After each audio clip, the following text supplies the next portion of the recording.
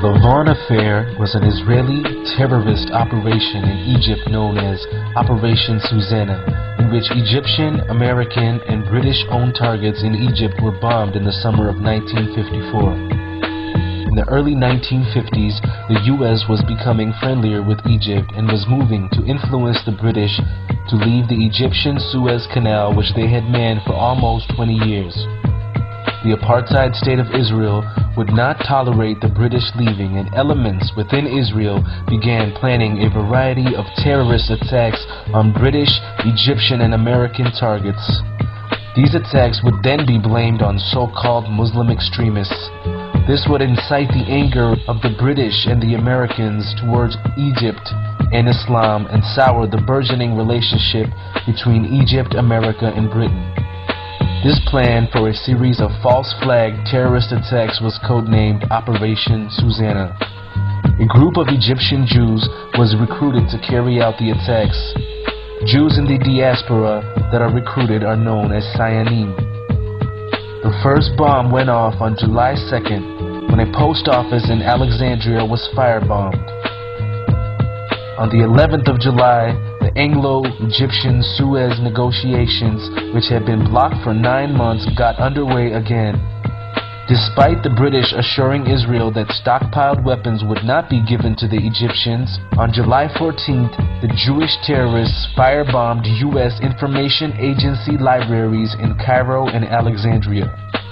However, that same day, a phosphorus bomb exploded prematurely in one of the terrorists, Philip Natansen's, pocket just as he was about to enter the British-owned Rio Cinema in Alexandria. His arrest and a subsequent confession led to the breakup of the whole ring.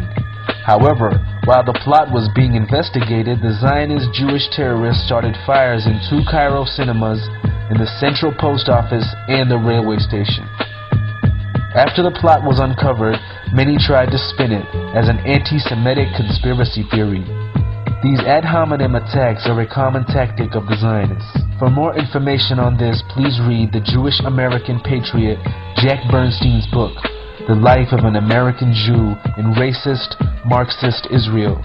This honest, honorable, and courageous Jew was subsequently assassinated by Mossad. As the trial of the Jewish terrorists became more and more public, Israel was forced to do damage control. They claimed that the Egyptians were tipped off and allowed the attacks to happen.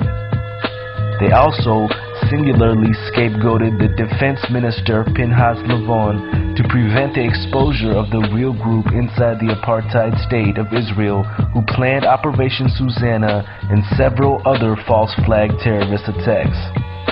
But this would not be the last time America's so-called ally and friend and recipient of over $150 billion in aid would attack her.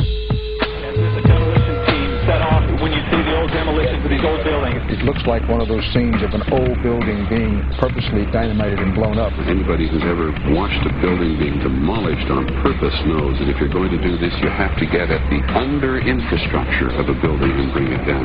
The way the structure is collapsing, this was the result of something that was planned. It's not accidental that the first tower just happened to collapse and then the second tower just happened to collapse in exactly the same way. How they accomplished this